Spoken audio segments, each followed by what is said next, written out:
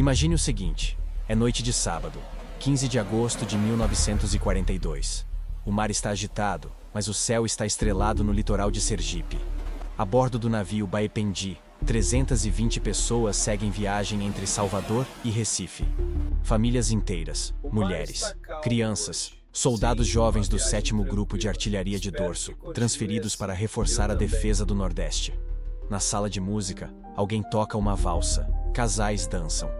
Ninguém imagina que, a poucos metros abaixo da superfície, um predador de aço observa tudo através de um periscópio. E que nos próximos 5 minutos, 270 dessas pessoas estarão mortas. Essa é a história do Agosto Negro de 1942. A história de como um único submarino nazista transformou o litoral mais pacífico do Brasil num cemitério. De como avisos foram dados meses antes e ignorados.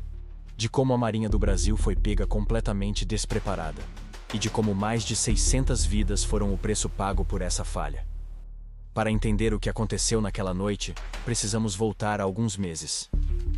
Em janeiro de 1942, pressionado pelos Estados Unidos após o ataque japonês a Pearl Harbor, o governo de Getúlio Vargas rompeu relações diplomáticas com a Alemanha, a Itália e o Japão. Foi uma decisão que mudou tudo. O Brasil deixou de ser neutro. E o embaixador alemão no Rio de Janeiro, Kurt Prüfer, não deixou dúvidas sobre as consequências. Ele disse às autoridades brasileiras que o rompimento significaria, nas palavras dele, um estado de guerra latente. Vargas sabia do risco. Os americanos também sabiam. Em março de 1942, os Estados Unidos enviaram ao governo brasileiro um alerta direto. Havia a possibilidade de um ataque ao Nordeste por volta de agosto. O objetivo não seria invadir o território, mas destruir aeroportos e instalações usadas pelos americanos. O alerta foi recebido, mas as providências foram insuficientes. Enquanto isso, a Alemanha nazista já vinha cobrando o preço do rompimento. Desde fevereiro, submarinos alemães e italianos atacavam navios mercantes brasileiros no Caribe e na costa americana. O Buarque, o Olinda, o Cabedelo, que simplesmente desapareceu no Atlântico com 54 tripulantes, sem deixar rastro. Até julho de 1942, 15 navios brasileiros já haviam sido atacados. 15. E mesmo assim, os navios mercantes continuavam navegando sem escolta militar pela costa do Nordeste. A verdade é que a Marinha do Brasil não tinha com o que escoltar. A frota era composta basicamente por navios obsoletos da Primeira Guerra Mundial. Não havia equipamento anti-submarino. Não havia radar. Não havia sonar. Os contratorpedeiros estavam tão deteriorados que foram desativados durante a guerra. A Marinha pensava em guerra de superfície, não em caça a submarinos. Era como preparar-se para uma briga de rua e ser atacado por um atirador de elite invisível. E havia outro problema. Talvez o mais grave de todos. Uma ampla rede de espionagem da Abwehr, o serviço de inteligência militar alemão, operava no Brasil desde 1937. Agentes infiltrados na grande colônia de imigrantes alemães, especialmente no sul do país, enviavam informações a Berlim sobre movimentações militares, rotas comerciais e posições de navios. Em 1936, havia inclusive um acordo secreto de cooperação entre a polícia brasileira e a Gestapo para combater o comunismo. Agentes do DOPS foram a Berlim estudar métodos da polícia secreta nazista. Quando a guerra começou, essa proximidade se transformou numa faca de dois gumes.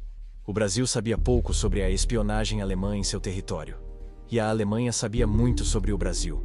Do outro lado do Atlântico, na base de submarinos de Lorient, na França ocupada, um homem de 35 anos recebia suas ordens. Seu nome era Haro Schacht. Capitão de corveta, comandante do U-507, um submarino do tipo 9C, com 57 metros de comprimento e capacidade para levar 22 torpedos. Schacht já tinha afundado 9 navios aliados em patrulhas anteriores. Era experiente, ambicioso e frio. Em julho de 1942, o U-507 partiu para sua terceira patrulha. Desceu pela costa da Espanha, contornou os Açores e rumou para o Atlântico Sul, em direção ao Brasil. Sua missão original era interceptar a navegação aliada no estreito entre a América do Sul e a África. Mas após dias de monotonia sem avistar um único navio, Schacht tomou uma decisão por conta própria. Ele se separou da flotilha e rumou para o litoral brasileiro. Em 7 de agosto, o Alto Comando de Submarinos alemão autorizou o que chamaram de manobras livres na costa brasileira. Na prática, isso significava uma coisa: atacar qualquer navio, exceto argentinos e chilenos. Schacht tinha carta branca. E ele sabia exatamente onde encontrar seus alvos. O que Schacht encontrou na costa brasileira foi um cenário perfeito para um predador. Navios mercantes navegando sozinhos, sem escolta, sem comboio, sem proteção alguma. Próximos ao litoral, onde a plataforma continental estreita da Bahia permitia que um submarino atacasse e imediatamente mergulhasse para águas profundas. Nos anos seguintes, quando seus diários de guerra foram analisados, ficou claro que Schacht estudou meticulosamente a costa brasileira. Ele anotou profundidades, correntes, pontos de fuga. Registrou que a enseada de Recife era difícil para um ataque submerso, mas viável para minas ou ação de surpresa. Ele escreveu que um ataque a navios de guerra brasileiros teria um grande sucesso em termos de prestígio. Para Schacht, o litoral brasileiro era um campo de caça aberto. Noite de 15 de agosto. O Baependi navegava a cerca de 10 milhas da costa de Sergipe, perto da foz do Rio Real. Era a rota recomendada, próxima ao litoral, para evitar exposição no mar aberto. Uma precaução que, ironicamente, não serviu para nada. Às 19 horas e 12 minutos, o primeiro torpedo atingiu o casco do navio. 5 segundos depois, o segundo. A explosão foi devastadora. Estilhaçou madeira e vidro. Parou as máquinas. Rompeu os tanques de combustível. Labaredas subiram da casa de máquinas até o topo do mastro. O navio começou a adernar imediatamente. Um sobrevivente, o médico Viterbo de Oliveira, descreveu aquele momento depois. Ele disse que tinha acabado de jantar. Estava na sala de música. Ao som de uma valsa, não pensava em guerra. De repente, uma explosão surda e forte sacudiu tudo. E o navio começou a tombar. As luzes se apagaram. No escuro, homens, mulheres e crianças esbarravam uns nos outros. Alguns desciam as escadas para buscar familiares nos camarotes inferiores. Não voltaram mais. O navio afundou em 5 minutos. Apenas uma baleeira conseguiu ser lançada ao mar. Dos 320 a bordo, apenas 36 sobreviveram. 270 pessoas morreram. Entre elas, 125 soldados que iam defender o Nordeste e nunca chegaram ao seu destino. Um deles, o tenente Assunção, o mais jovem oficial a bordo, jogou-se ao mar sem salva-vidas. Sabendo que ia morrer, gritou uma última frase antes de desaparecer nas ondas. Uma frase que os sobreviventes jamais esqueceram. Mas a noite ainda não tinha acabado. Minutos depois de afundar o Baependi, o periscópio do U-507 avistou outro navio na mesma rota. O Araraquara. Levava 140 pessoas. Schacht não hesitou. O torpedo atingiu o alvo. 131 pessoas morreram. Na madrugada seguinte, foi a vez do Aníbal Benévolo, um navio que trazia muitos sergipanos de volta para casa. 150 mortos. Em menos de 12 horas, 3 navios brasileiros foram ao fundo. 551 pessoas mortas. E ninguém no governo brasileiro sabia o que estava acontecendo. Porque nenhum dos navios conseguiu pedir socorro. Os ataques aconteceram num final de semana, longe de qualquer posto de comunicação, sem escolta militar por perto. A primeira informação só chegou quando os sobreviventes, agarrados a destroços, começaram a aparecer nas praias desertas de Sergipe, cambaleantes, em trapos, feridos, ensanguentados. Junto com eles vinham os corpos. Dezenas de corpos, misturados a pertences pessoais, pedaços de madeira e manchas de óleo. 2 pilotos amadores, Walter e Lorival, sobrevoando a costa num pequeno avião, foram os primeiros a avistar a dimensão da catástrofe. Pousaram na areia da praia e prestaram os primeiros socorros. O que viram ali os marcou para sempre. Em Aracaju, capital de Sergipe, os pouco mais de 100 mil habitantes acordaram para um pesadelo. Corpos mutilados surgiam nas praias de Mangue Seco, Caueira, Mosqueiro e Atalaia. Pertences pessoais, roupas, brinquedos de criança misturados aos destroços. Sobreviventes em estado de choque eram levados ao Hospital Amparo de Maria, na cidade de Estância, onde médicos locais faziam o impossível com poucos recursos. A cidade que nunca tinha ouvido um tiro de guerra agora enterrava vítimas dela. E aqui está o ponto mais doloroso dessa história. Os sinais estavam todos ali. Os americanos haviam alertado o Brasil meses antes. 15 navios já tinham sido atacados. A Abwehr, o serviço de inteligência militar alemão, operava uma rede de espionagem no Brasil desde 1937. Agentes alemães coletavam informações sobre movimentação de navios nos portos. E os jornais brasileiros, por incrível que pareça, publicavam como notícia a chegada e a saída de embarcações, incluindo destinos e horários. Essas informações eram um presente para qualquer espião. A censura só se tornou mais rigorosa em meados de 1943. Um ano depois da tragédia. A Marinha do Brasil, por sua vez, não tinha o hábito de cooperar com o exército. O Baependi transportava tropas do exército, mas navegava sem qualquer escolta naval. A Marinha não escoltava navios do exército porque as duas forças simplesmente não se coordenavam. E a Marinha não tinha meios anti-submarinos suficientes para cobrir a costa. O resultado foi que centenas de brasileiros morreram numa guerra que muitos nem sabiam que existia. Mas Schacht não tinha terminado.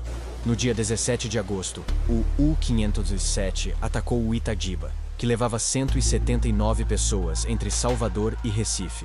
10 tripulantes e 26 passageiros morreram. O navio Arará, que foi socorrer os náufragos do Itagiba, também foi torpedeado. 20 dos 35 tripulantes perderam a vida enquanto tentavam salvar outros. No dia 19, a barcaça Jacira foi destruída a tiros de canhão. Em 4 dias, 6 embarcações brasileiras foram afundadas por um único submarino. Mais de 600 pessoas mortas. Homens, mulheres, crianças, soldados. O evento ficou conhecido como Agosto Negro. E ele mudou a história do Brasil. Quando as notícias finalmente chegaram ao Rio de Janeiro, a capital do país, a reação foi uma onda de fúria e medo. As cidades do Nordeste entraram em estado de alerta. Blackouts noturnos, toques de recolher, ensaios antiaéreos. A população saiu às ruas exigindo guerra.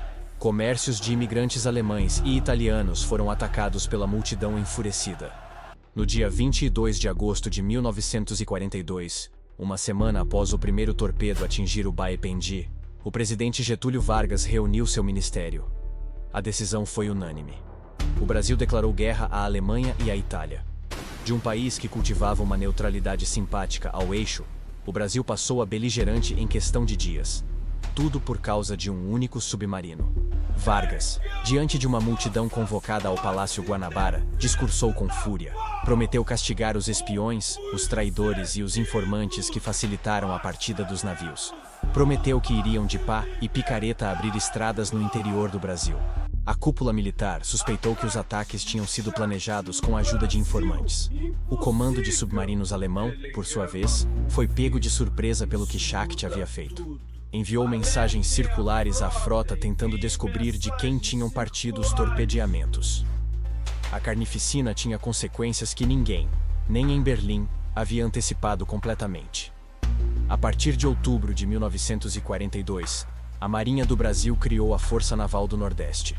Corvetas, caça-submarinos recebidos dos americanos pelo programa de empréstimo e arrendamento, cruzadores antigos adaptados. A missão: proteger o tráfego marítimo e caçar submarinos. Ao longo da guerra, a Força Naval do Nordeste participou de 66 ações contra submarinos inimigos. Escoltou 575 comboios, mais de 3.000 navios mercantes protegidos, mais de 600.000 milhas náuticas navegadas. E quanto ao U-507? Harro Schacht voltou à base na França como herói de guerra. Recebeu a Cruz de Cavaleiro da Cruz de Ferro. 4 dias depois, em 13 de janeiro de 1943, o U-507 foi localizado no litoral do Nordeste brasileiro, entre o Ceará e o Piauí. Um avião Catalina americano, operando a partir da base aérea de Natal, lançou cargas de profundidade sobre o submarino. O U-507 afundou. Todos os 54 tripulantes morreram. Harro Schacht tinha 35 anos. O submarino que afundou o Brasil na guerra encontrou seu próprio fim nas mesmas águas onde havia semeado o terror. Essa história revela algo perturbador sobre como nações lidam com avisos que não querem ouvir. O Brasil foi alertado, meses antes. Os sinais estavam por toda parte.